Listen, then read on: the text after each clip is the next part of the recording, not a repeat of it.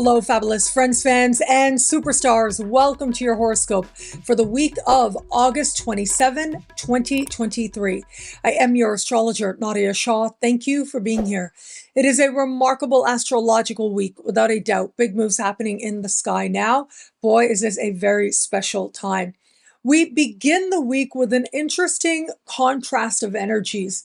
On the one hand, we have a sense of restriction, being held back, or understanding the value of approaching a particular situation with restraint. However, we've also got energy that says, I am out of here, I need to break free, I need to go my own way.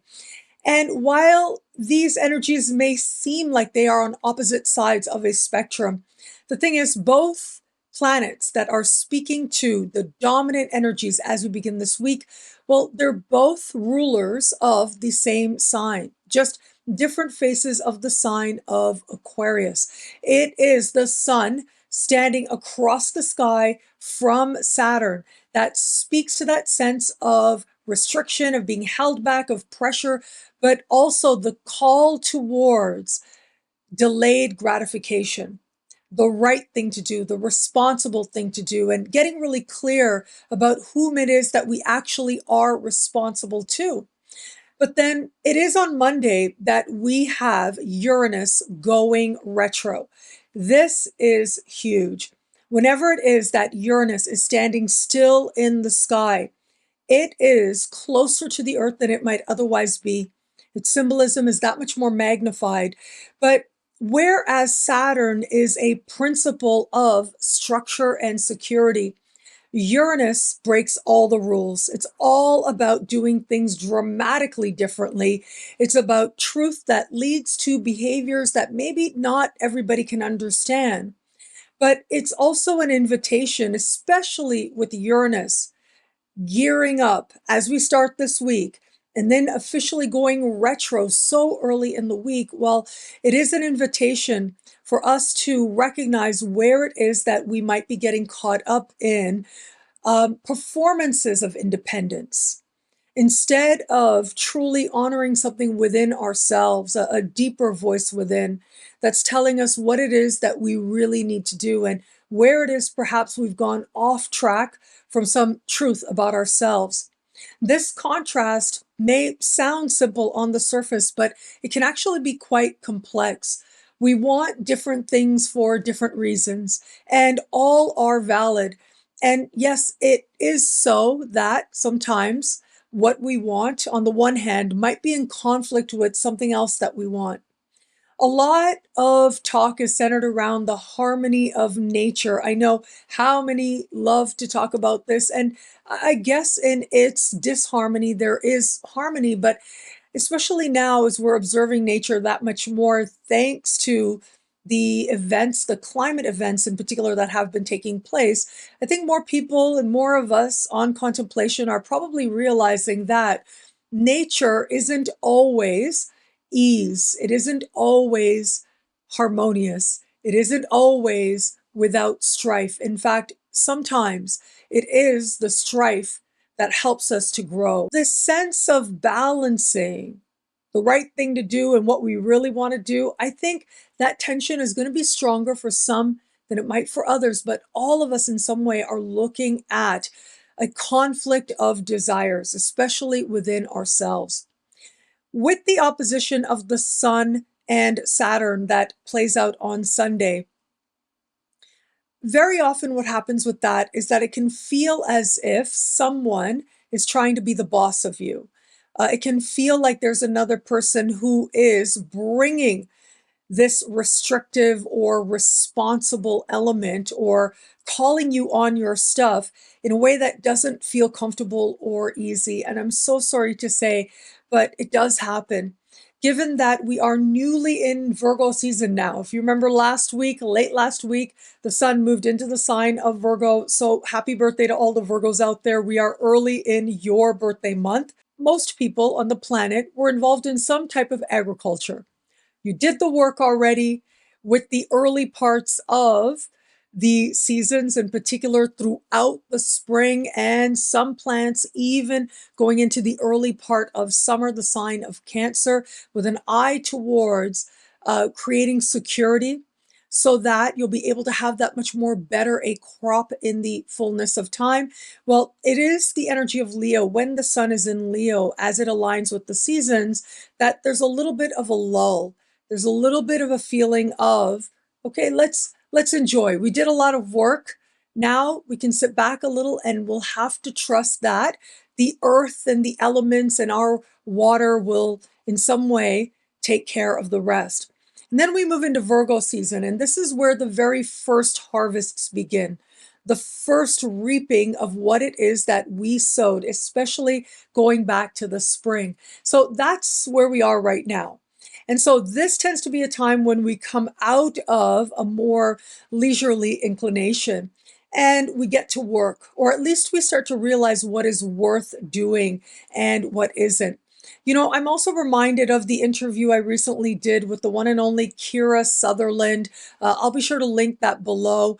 Now, Kira was talking about health. I mean, she is one of the leading medical astrologers in the world, and she is coming to Synchronicity University, and I'll tell you more about that a little bit later in this video. Having said that, she spoke about the sign of Virgo and the sixth house, and she talked about how the correlation between Virgo energy, sixth house energy, how these are not spaces or energies that are about fun, right? They're not about your passion and what you love to do and what you want to do and what's going to bring you joy.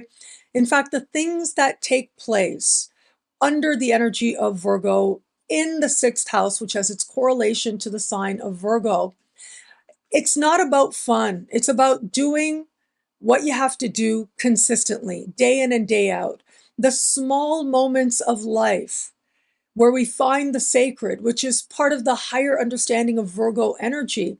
Well, those small moments, they don't nearly have the glitz and the glamour that Leo energy has, that's for sure. When the sun is at its strongest and brightest and we're in the middle of the summer, now we start to notice that something's changing. We're being invited to get honest with how we are actually living and whether or not it supports what it is we hope to cultivate and further cultivate at that. Now, as soon as the sun, newly now in the sign of Virgo, standing across the sky from Saturn, this is a real wake-up call for a lot of us out there. A wake-up call about what it is we're actually doing, how it is we're actually living, getting honest with ourselves about that, and where there's a disconnect between what we've been saying we really want, or some truth about ourselves, and what is our reality showing us. It could be somebody else who calls you on this, but remember, it's not that other people are right. Sometimes, yes, especially if this is someone you respect, it may be that they have a point, something to take into consideration. But also possible is that someone, like I said, tries to be the boss of you, tries to tell you how it is, tries to, tell you how it should be done. And that's where the rebel really comes out at this time. Interestingly, Uranus is in an earth sign, just like Virgo is an earth sign. Earth signs tend to be more practical, more grounded. Uranus itself right now moving through the earth sign of Taurus. Taurus is an energy that is embodied, as earth tends to be, but it's very much about our experience through the five senses. And it's very much about actually living, actually being present, not thinking that everything you do has to have some purpose or some meaning. Saturn and Virgo as an energy, wow, that's very busy, but it's busy with a purpose. And that contrast between what it is that we're actually doing and the purpose to it, and making sure that we're productive or efficient in some way, that is part of the tension of the sun opposite Saturn that we are entering this week with. However, it is this energy of Uranus in the sign of Taurus that says, okay, have some larger thing that you're aiming for, but also know that freedom can only be found by being present for your life and being right here, right now. Sometimes that really is okay. Everything you do doesn't need to be for some production, for some ambition, for some goal, for something you're really hoping to be better at or do better or have be part of gains that you make in your life. It's also possible that you existing, breathing, experiencing your life, that just might be the ticket to freedom, especially at a time like this. The energy of Uranus, though, it's a wild card, right? And how we might behave, what we might perceive through our five senses, that may be what takes us most by surprise at this time.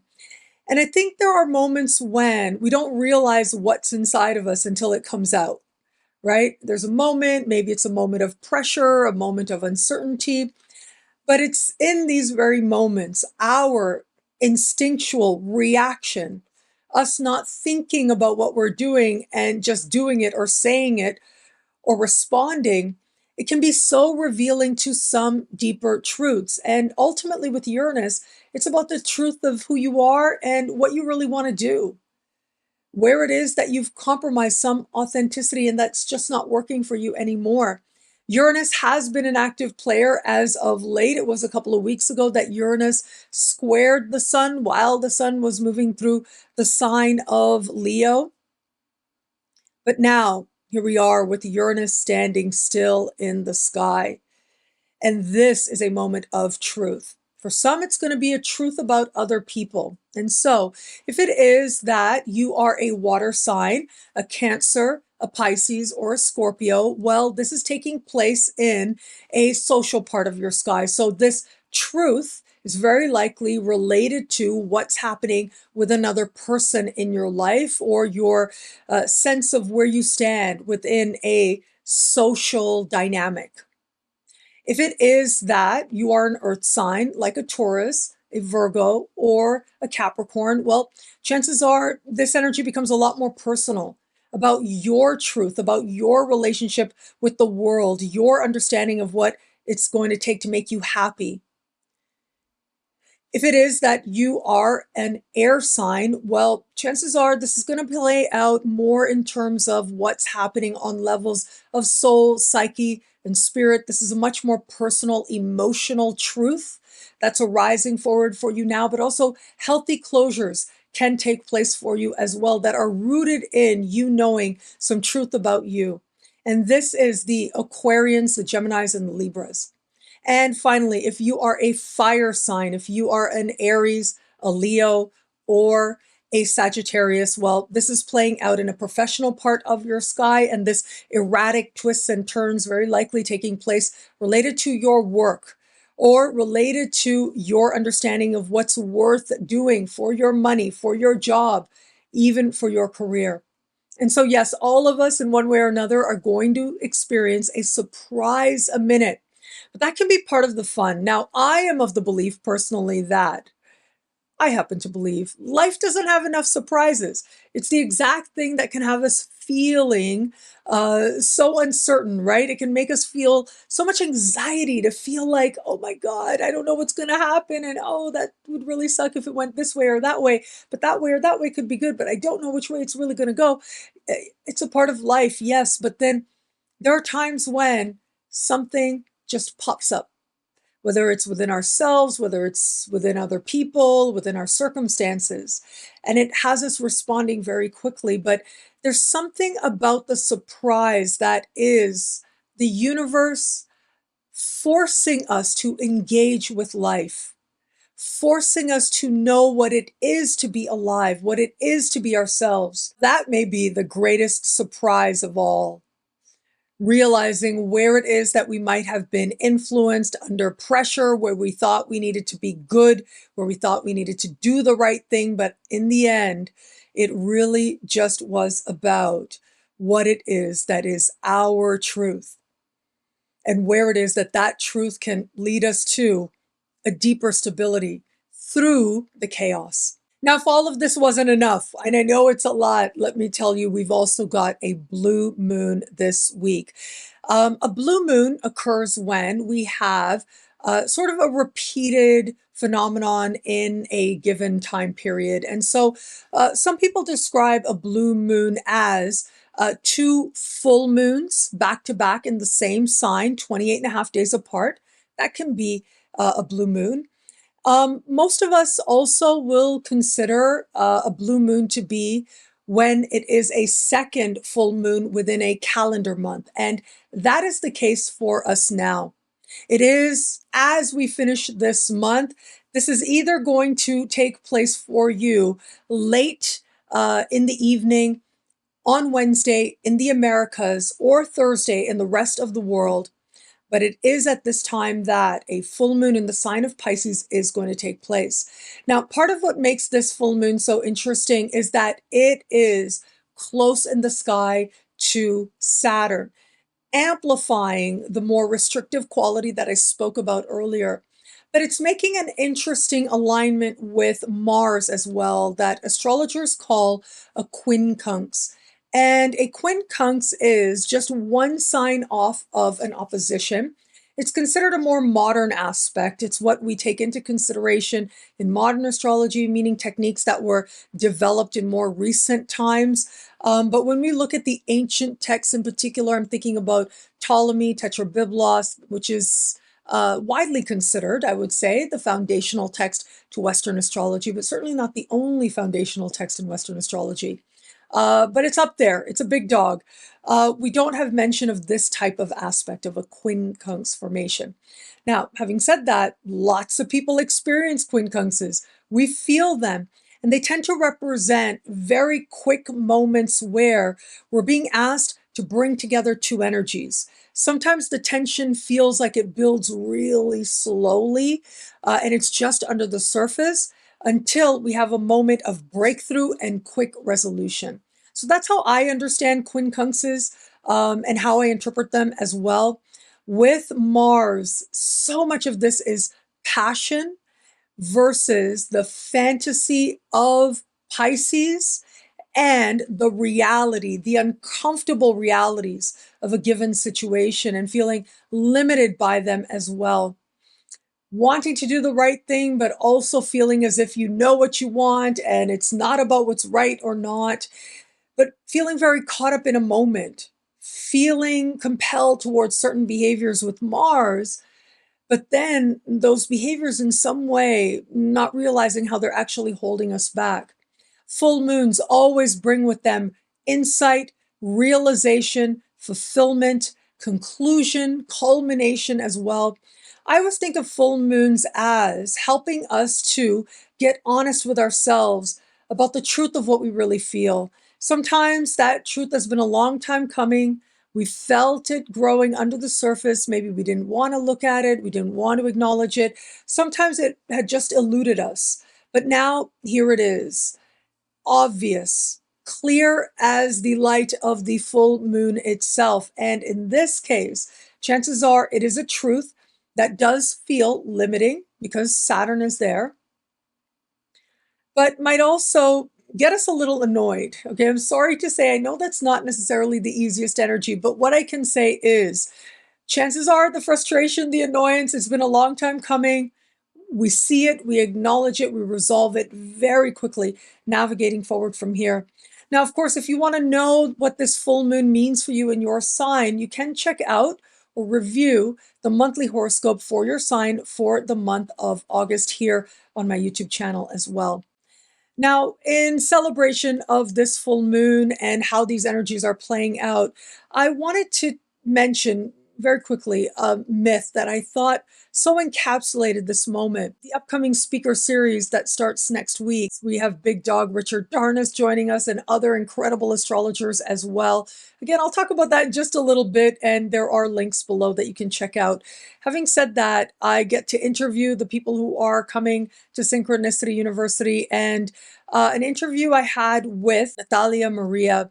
She is doing her talk on the myths of the signs and how it isn't always what we think. What does the astrology say about what myth might be awakening here? I was reminded of the myth of Daphne. Daphne was the daughter of the river god. She was so beautiful. And Apollo came along and looked at her and fell in love with her. Cupid, the son of Venus, he was mad at Apollo and he was like, "Oh, you like that? You're not going to get that. That's how I'm going to punish you because I'm mad at you." And so, what Cupid did was he took an arrow, and instead of it being one of his love arrows, it was an arrow that was dipped in lead. And whenever it was that you were shot by one of these arrows, then the person who most loved you, most admired you, you hated them. You were repelled by them. You couldn't stand them or be around them. And so, yeah, Cupid gets Daphne with one of these arrows so that anytime she sees Apollo, she is repulsed. She cannot stand him. And so she keeps trying to get away from him, trying to get away from him. Finally, her dad helps her out, turns her into a beautiful tree so that Apollo doesn't realize she's there. Now, let's look at this myth from a more modern psychological perspective. Apollo, sun god, right? He's an active principle. And he looks at the illusion, the fantasy of Daphne and falls in love, and that's it. And then he can't stop pursuing. He doesn't really know Daphne, right? There's no knowledge there. There's no sense of the reality of the situation. And Daphne doesn't know why she's repelled. I mean, if there was the shining light of the sun god itself, himself, showing up for you, well, usually people would be open to that possibility, but not her. She was like, "I don't know why, but I got to get away from this dude." And that's okay. She's allowed to do that.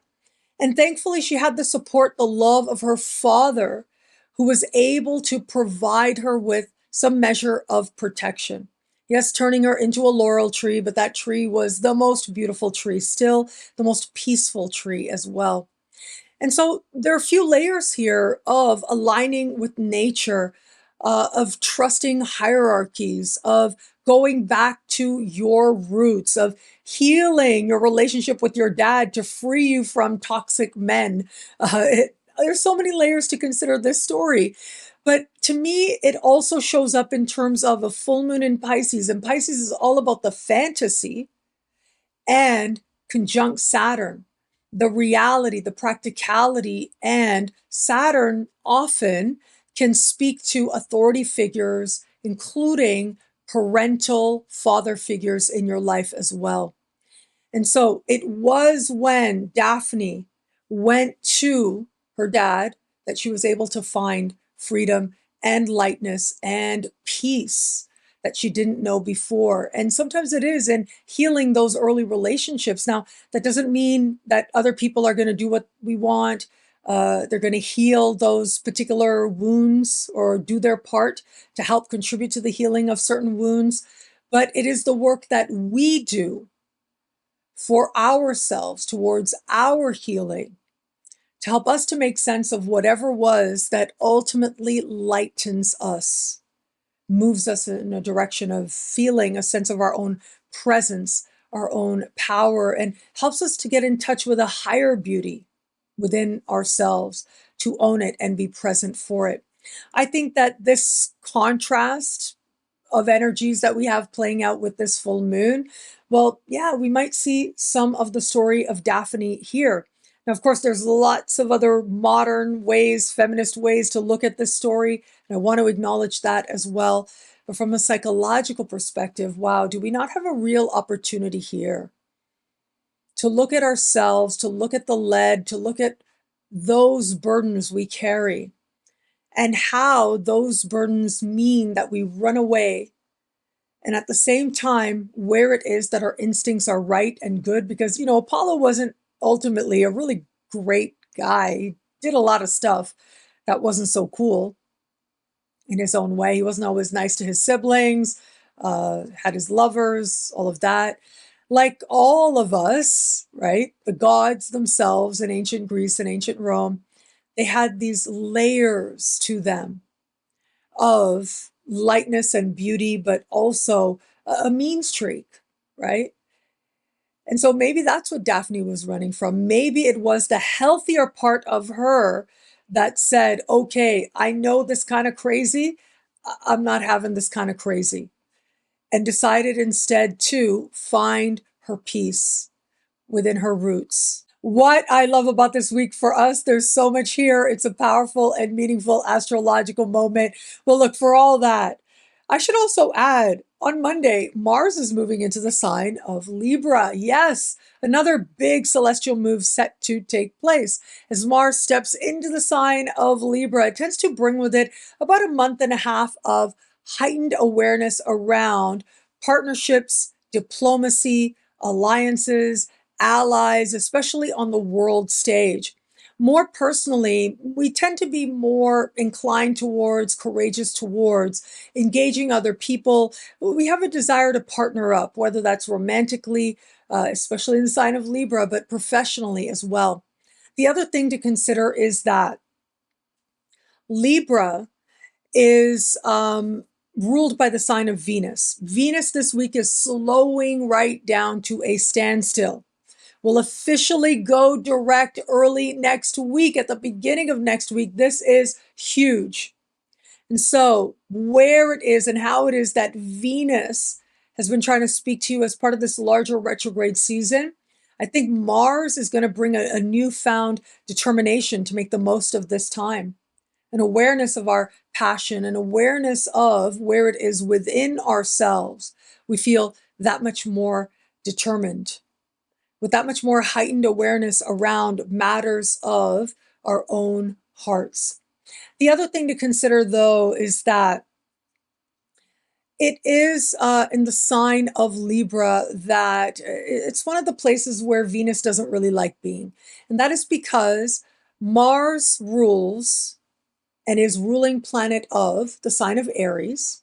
Now, Aries is the opposite sign of Libra. So whenever it is that a planet is opposite its home sign, that's when it's considered furthest from home. And if you think about yourself, right, when you're really far from home, and you're really not feeling like you're at home, that can bring with it a whole set of feelings that don't always feel comfortable, or it may take you a little bit of time to figure out your ease, to figure out how it is you're going to meet those deeper needs of safety that home can provide, especially psychologically speaking. But it is also Mars in the sign of Libra that encourages us to do the work that healthy partnerships sometimes require, and to get honest with ourselves about the nature of our partnerships as well.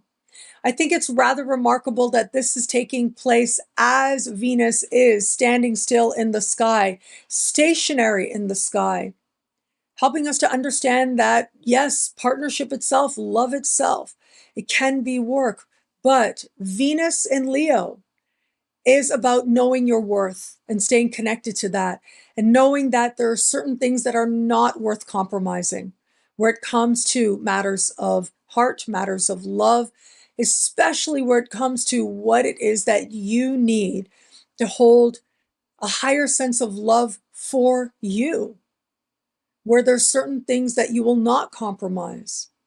Well, sometimes work shows up that is actually work that we're ready to do. It's actually healthy work. It challenges us. And then sometimes the work is recognizing where it is that there's certain work that isn't ours to do. And where it comes to matters of love, I think more of us are going to start identifying this, having the realizations into this. Now, as Mars steps into Venus-ruled Libra, we get a chance to seize this moment of where we are with the Venus retrograde, knowing that this week, along with Uranus already bringing a surprise a minute, a shock a minute, Uranus is also in the other sign ruled by Venus, in the sign of Taurus. The fact that both Venus-ruled signs, Taurus and Libra, are lit up with these energies of truth, of intensity, of passion. With Uranus, it's more of a cerebral mind passion of ideas. With Mars, it's a more physical, grounded, embodied type of passion. But either way, love must be present for it to mean anything. And that love must start within ourselves, within our own hearts, especially for us. We are about to take this moment where we are right now and heighten our awareness around the blessings of this time, the truth of this time, which ultimately is to recognize that love is a force of freedom. And sometimes freedom takes work, but there's certain types of work that are absolutely worth doing. Well, thank you so much for watching. What do you love about this week? Let me know in the comments below. I love reading you guys. And to prove it to you, here are some of my most recent favorite comments. Thank you to everybody who likes, who comments, who subscribes, who shares, who thumbs up. All of it means so much. I'm so grateful for you. Thank you. And of course, if you want to know how all this wonderful stuff this week speaks to you in your sign, log on to NadiyaShahSuperstars.com, where you get expanded exclusive video scopes each week for each sign for as low as just $3 a month with choose your membership rate. Higher tiers get you things like all access passes to Synchronicity University events, consultations with me, and so much more. All of this in the superstar space at NadiyaShahSuperstars.com. Links are in the description below. Synchronicity University has some incredible programs starting very soon, and you literally have just days left as we begin this week to choose your tuition rate, as low as just $5 a class, an unheard of rate to learn from this caliber of astrologer. And boy, do we have some big dogs showing up for us now. I am going to start with the one and only Rachel Lang. Rachel is the author of Modern Day Magic, an excellent book that you really got to get a hold of. It really helps you to understand how to manifest your best and a life that you love. And she's coming to Synchronicity University with Modern Money Magic, helping you to understand how to tap into the power of astrology and your astrology chart to maximize prosperity and abundance in your life. This class is practical. She gives you lots of tools, lots of insights into your chart, into yourself, so that you can work with a sense of who you are or work with given cycles that are playing out at this time, transits that are playing out in your chart at this time, to make the most of them, to maximize the potential for prosperity that is there. This is a class to sign up for very soon, because this week, choose your tuition rate will end. As low as just $5 a class to learn from the one and only Rachel Lang. I cannot say enough. She really is someone so insightful. She really knows her stuff. And where it is you're hoping to maximize potential, profitability, prosperity, abundance, and also to connect with a deeper happiness that you define as abundance, this is the course to take. You can learn more and sign up now at synchronicityuniversity.com. Links are in the description below. Synchronicity University presents a very big star, the one and only Kira Sutherland, one of the world's leading medical astrologers, is going to be at Synchronicity University. You've got a few days left to choose your tuition rate, as low as just $5 a class, which really is an unheard of rate to learn from the one and only Kira Sutherland. It is only at Synchronicity University that you will learn from her at this rate, and boy, will you learn a lot.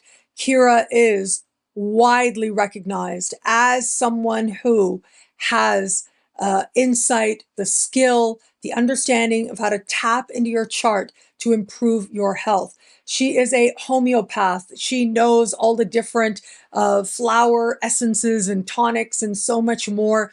This isn't just about you figuring out, okay, what's going on? How might you want to eat? Yeah, that's part of it, but also what you can do to improve health right now. Now, Kira has so much charisma, so much knowledge, and such a dedicated following. This is set to be one of our most popular classes ever. And we may open up an additional stream in some way to handle the abundance of students that likely are going to be joining us live. or also you get the recording. So if you sign up for the class and you can't be there live, no problem at all. The download will be available to you as well, that you get to actually download and keep as a video file for as long as you like. It is yours. So I hope that you will join us. You're going to learn a lot from one of the world's best, and I don't say that lightly. And like I said, if you've already signed up or you want to sign up, make sure that you're getting our emails. It is once you're getting our emails that you get all the links that you need as well. But chances are, because there's likely to be overflow, we may open up additional links as well. So just be on the lookout for that. Make sure you have access. We're going to make sure that whoever wants to join live can be there and can take that moment to enjoy live learning. But of course, if you can't be there live, that's okay as well. You still get to learn from one of the best, most renowned medical astrologers in the world, the one and only Kira Sutherland at synchronicityuniversity.com. Learn a lot more about her course and sign up now. Links are in the description below. Synchronicity University has an incredible speaker series coming up this September. We have got big dog astrologers and incredible topics that I'm excited to tell you about. And for the speaker series, well, we truly are so blessed. We have the one and only living legend astrologer, Richard TARNAS, joining us live. This is a big deal. This is huge. Richard TARNAS is one of these people who stands out in our field with the contribution that he's already made. One of his books that I absolutely loved and I read again and again, it's called Cosmos and Psyche. Such a beautiful book and so insightful, a real reference to help you to understand larger world cycles and personal cycles as well. But he is also the author of Passion of the Western Mind. He's a professor, Harvard educated, and you really feel as if you are encountering somebody who brings not just the knowledge academically, but also the love, the spiritual appreciation for the practice of astrology, who's really contemplated what it means in a larger sense. So he loves mythology, and he is going to bring that mythological perspective as well. If only for Richard TARNAS, I know lots and lots of people have been signing up for this.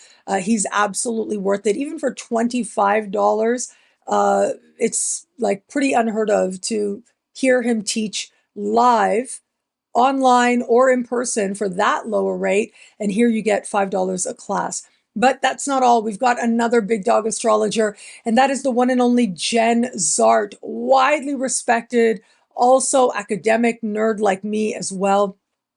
And she is an astrologer who's made quite an impression, really has been part of the community for a while. And she's going to be teaching on Mercury in Virgo, especially consider Mercury retrograde happening. I think that this is going to be just a wonderful fit for us. And she is somebody who is such an excellent teacher that you're going to understand Mercury differently, understand Mercury in Virgo differently as well, in a way that'll work really well, in a way that likely will stay with you for a long time to come, because she is such an exceptional, widely recognized teacher. We are going to have my friend Nathalia Maria that I mentioned earlier. I got to know her and hang out with her in Brazil earlier this year. I learned so much astrology from her, and she's the one who's going to be teaching on different myths associated with the 12 signs. She taps into the power of Greek myth to do this, and I guarantee you will be seeing the 12 signs differently, including your own sign differently in some way. When you understand the mythological journey that each sign embodies, wow, does it ever help you to understand yourself that much more, to understand the poetic journey that you are on. KRISTOFF is teaching on critical degrees. I've had people reach out to me and say how excited they are to learn about this. Critical degrees are sensitive points in the chart. In the interview I did with her here on my YouTube channel, she talked about the fact that right now Pluto is in critical degrees. The very end of the sign of Capricorn, beginning of the sign of Aquarius. We've had this energy with us last year, this year, next year as well. And so really it is these points of a given zodiac, the very beginning of a sign, the very end of a sign, that speak to important turning points as part of an evolutionary astrology perspective that she brings. So she's the perfect person to teach this course. And we are going to have me, Nadiya Shah, as well. Now, we're going to be doing a Pluto in Aquarius check-in together. And so this is looking at what we've come to understand about Pluto in Aquarius so far, what we may come to see coming up as we step into next year, and we get that another taste, a longer taste of Pluto in Aquarius before Pluto retrogrades back into Capricorn for a bit of a stay before moving back into Aquarius more comfortably. And I'm actually going to go through each of the signs. So depending on your rising sign or sun sign, you will come to understand how to use this energy of Pluto in Aquarius, specifically in the context of the energies coming up more immediately, especially in 2024. So that's what we're going to focus on with this. Now, if you want to understand the larger trend of Pluto in Aquarius, you might want to check out the decade ahead horoscope that I have up here on my YouTube channel. I will link to it below. The September 2023 speaker series at the one and only Synchronicity University. You've got a few days left to choose your tuition rate on right now as we begin this week. Will end before the week is out. So be sure that you click that link in the description below. You'll learn more. You can sign up, all of that good stuff there. I look forward to seeing you in class. The Canadian Astrology Conference is coming up very soon. The weekend of September 15, there is going to be a massive party. The party is in person in Calgary, Alberta, or online. This is a hybrid conference. And what that means is if you can join us in person, that's amazing. You would be very welcome. It's going to be a party, that's for sure. If not, you can absolutely join us online. If you join us online, there's a big discount. Rates are in Canadian dollars, which means already if you are shopping with USD, you're already getting a very, very good rate because of the exchange rate. But for all that, you also get incredible astrologers to learn from as part of the Canadian Astrology Conference, including our honorary Canadian international superstar guest, the one and only Rick Levine. I've had a chance to get to know each of these speakers over the last couple of weeks. I'll slowly start sharing some of those interviews with you. They have really impressed me. Now, I am going to be around as MC of the event. That's going to be a whole lot of fun, I'll tell you. I am truly looking forward to celebrating all these incredible astrologers with you, but it also means I'm going to be hanging out. I'm going to be around. And so I hope that you'll join us. Come just for the banquet dinner to hear the keynote of the one and only Rick Levine. You can do that. You can just take Rick Levine's post-conference workshop, again, online or in person. You can join us early in Calgary as well to learn more about sacred spaces and sacred sites that are near to Calgary, Alberta. And of course, to learn more astrology, because the astrology is really where it's at. But it's also about the community as well. And so join the party in lovely Calgary, Alberta. I really look forward to hugging lots more friends and fans, hanging out with the Astro fam, and learning some incredible astrology as well. So that is the Canadian Astrology Conference.ca. It is just a couple days left for the early bird rate. So if you want even more of a discount, early bird rates are on right now and will end the 30th of August. So you've got a few days left.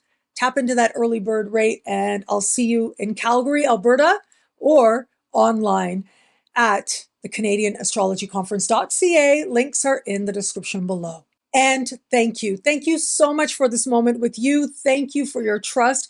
I'm so grateful for it. There is so much coming up as we end the month of August. Very special celestial events, that's for sure. And in addition, of course, with Synchronicity University and live events as well. And so wherever you are on the planet, I hope you're enjoying yourself, getting excited about all there is yet to know astrologically and otherwise, and open for your life, because this is a week of tension and surprise, especially with Saturn so powerfully activated. with Uranus standing still and going retro, with Venus stationary this week, going direct at the beginning of next week. I'll talk about it next week. And of course, that full moon making all that emotion, all that desire that much more apparent. So hold on for the ride. Stay in touch with your truth as it continues to be revealed and as it continues to evolve. It'll absolutely lead you somewhere good. Thank you again for watching. It'll be a great week. Enjoy.